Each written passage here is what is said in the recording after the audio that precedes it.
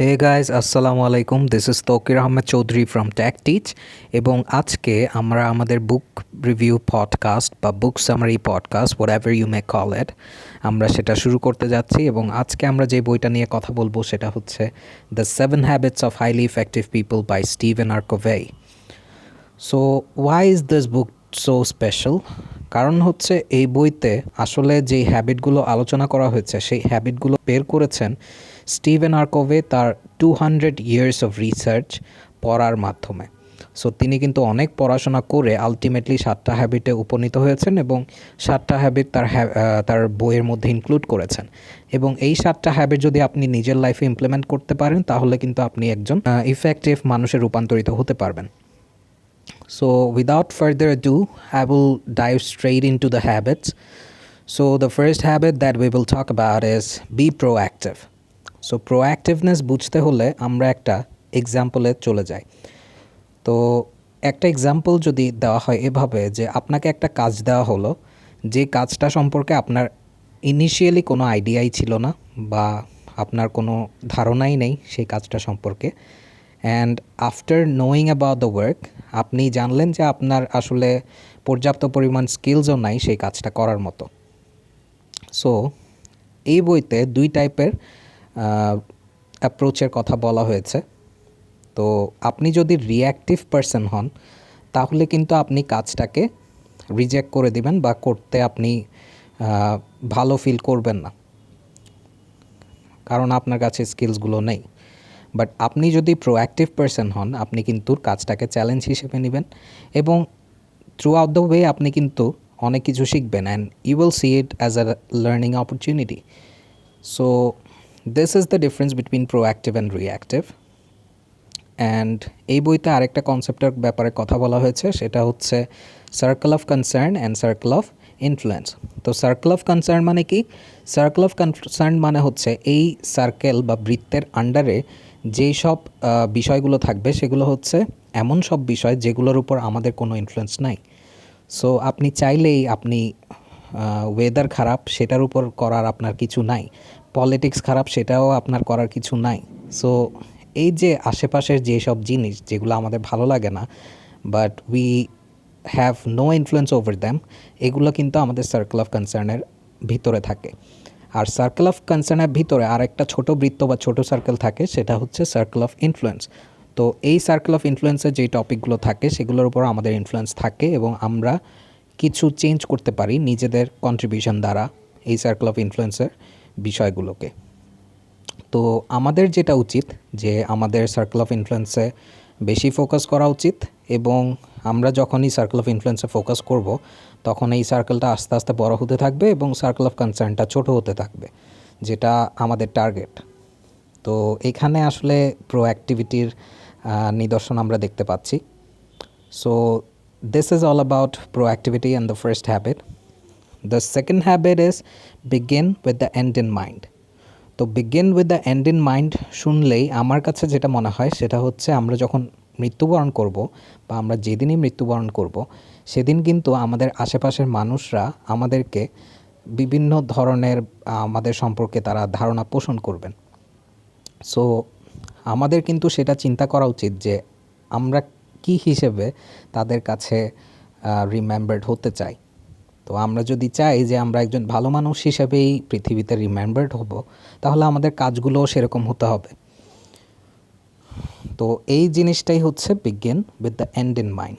আমাদের জীবনে প্রত্যেকটা কাজেই আমাদেরকে শেষটা চিন্তা করতে হবে। আপনি দেখবেন যে আমরা জীবনে অনেক কিছুই করি যেগুলো আসলে আমরা ভাবি না যে আমরা কেন করছি, র্যান্ডমলি আমরা কাজ করতে থাকি।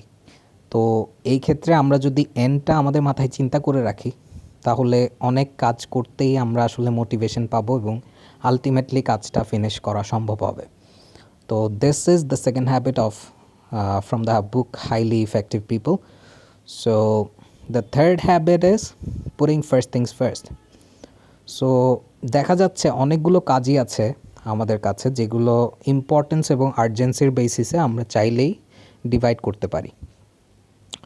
তো এমন অনেক কাজই আছে যেগুলো আসলে কোনো রিজনই নাই, আমরা সেগুলো আসলে কোনো আর্জেন্ট কাজও না, সেগুলো কোনো ইম্পর্টেন্ট কাজও না। তো এইসব কাজ টোটালি আমরা বাদ দিতে পারি।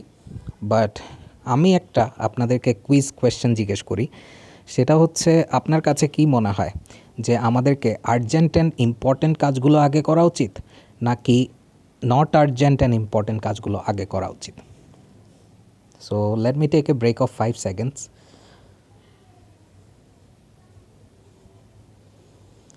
অলরাইট, সো আপনি যদি চিন্তা করেন যে আমাদেরকে নট আর্জেন্ট বাট ইম্পর্ট্যান্ট কাজগুলো আগে না করে আর্জেন্ট অ্যান্ড ইম্পর্ট্যান্ট কাজগুলোই আগে করা উচিত, তাহলে আপনি ভুল। কারণ অথরও এখানে এমন কাজগুলোকেই প্রাধান্য দিতে বলেছেন যেগুলো হচ্ছে আর্জেন্ট না বাট ইম্পর্ট্যান্ট। কারণ আপনি ভেবে দেখেন যে আপনি কিন্তু যেই কাজগুলো আর্জেন্ট না বাট ইম্পর্ট্যান্ট সেগুলোই কিন্তু আপনি ডিলে করছেন। So this has been happening over the time. So এটা কিন্তু আপনি চিন্তা করলেই বুঝতে পারবেন। কিন্তু আপনি দেখবেন যে এই কাজগুলো করলেই কিন্তু আমাদের লাইফে বড় একটা ইম্প্যাক্ট আসবে।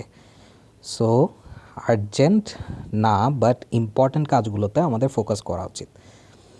So that is call putting first things first. আমাদের ফোর্থ হ্যাবিট হচ্ছে থিঙ্কিং উইন উইন।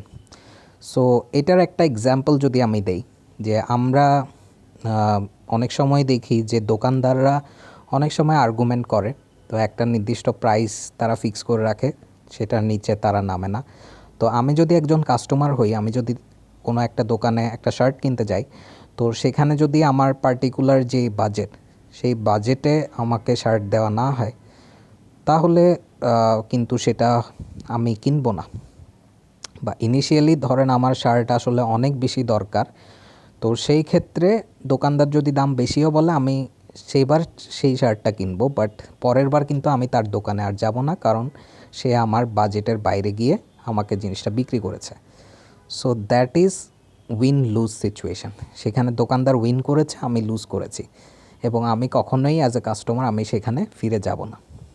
কিন্তু দোকানদার যদি চাইতো যে সে আমাকে পার্মানেন্ট কাস্টমার হিসেবে চায়, তাহলে কিন্তু সেই ক্ষেত্রে সে অবশ্যই প্রাইসটাকে রিডিউস করে সে আমার কাছে বিক্রি করতে পারতো।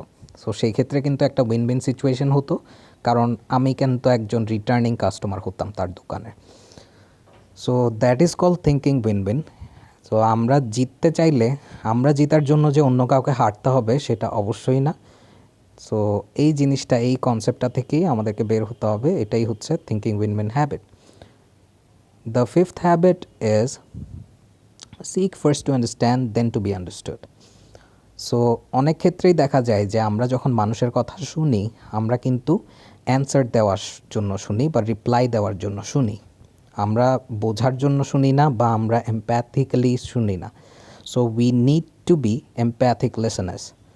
সো আমাদেরকে অবশ্যই, আমরা যখন দেখব যে কেউ আমাদেরকে কিছু বলছে, আমরা তার শুধু ওয়ার্ডের দিকেই লক্ষ্য করব না, আমরা কি শব্দ বলছে সেগুলোর দিকেই লক্ষ্য করব না, তার বডি ল্যাঙ্গুয়েজ, তার জেস্চার, পশ্চার সব কিছুই আমাদেরকে খেয়াল রাখতে হবে, তার ইমোশন সব কিছুই আমাদের মাথায় রাখতে হবে। So this is call effective listening, এবং আমাদেরকে অবশ্যই বলার আগে সব কিছু বুঝতে হবে। So this habit is called seek first to understand, then to be understood. The next habit is synergize. So synergize যে জিনিসটা, সেটা সহজে বুঝতে হলে জিনিসটা হলো 1+1 is equals to 2 আমরা জানি, but that's not necessarily true. So 1+1 equals to 3, 4, 5, 6, আরও বেশিও হতে পারে। সো কীভাবে সেটা সম্ভব? সো আমি একটা ছোটো এক্সাম্পল দিই, যে দুইজন বন্ধু, দুইজনই হাইটে শর্ট। সো তারা একটা আপেল গাছের নিচে আছে, এবং আপেলগুলো হচ্ছে একটা নির্দিষ্ট হাইটে আছে। তো ইন্ডিভিজুয়ালি তারা লাফালাফি করছে, বাট আপেলের নাগাল পাচ্ছে না। তো একজনের মাথায় হঠাৎ একটা বুদ্ধি এলো যে একজন আরেকজনের ঘাড়ের উপর চেপে আপেলগুলোকে ধরার চেষ্টা করবে। তো তখনই দেখা গেল যে একজন আরেকজনের ঘাড়ের উপর চেপেছে, তখন কিন্তু অনেকগুলো আপেল তারা হাতে নাগালে পাচ্ছে, এবং সেই আপেলগুলো তারা নিজেদের মধ্যে ভাগাভাগি করে নিতে পারছে। সো এটাই হতো আসলে সিনার্জি, যে অনেকে মিলে আমরা কিন্তু একটা পার্টিকুলার গোলকে আমরা অ্যাচিভ করতে পারি। The next thing is sharpening the saw. তো ইফেক্টিভ হওয়া মানেই এটা না যে আপনাকে কনস্ট্যান্টলি বা কন্টিনিউয়াসলি কাজ করে যেতে হবে।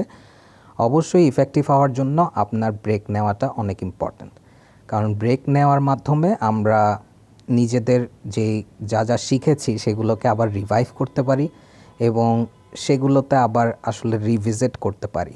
তো সেই ক্ষেত্রে অবশ্যই আমরা ব্রেক নিব, এবং ব্রেক নেওয়া মানে এই না যে আপনি শুয়ে বসে কাটাবেন। অবশ্যই আপনি ব্রেক নেওয়ার মাধ্যমেও আপনি প্রোডাক্টিভ থাকতে পারেন। তো সেই ক্ষেত্রে নিজের স্বাস্থ্যের খেয়াল নেওয়া এবং এক্সারসাইজ করা এবং বাকি যেসব কাজ আছে সেগুলো করা উচিত। তো this is what I learn from the book the 7 habits of highly effective people by Stephen R Covey. এবং এই সামারিতে অবশ্যই আমি পুরা বইটাকে কভার করতে পারি নাই, এবং this book has a very deep things to offer. It has a lot to offer. So please read this book and give this video a thumbs up. Thank you so much. Assalamu alaikum.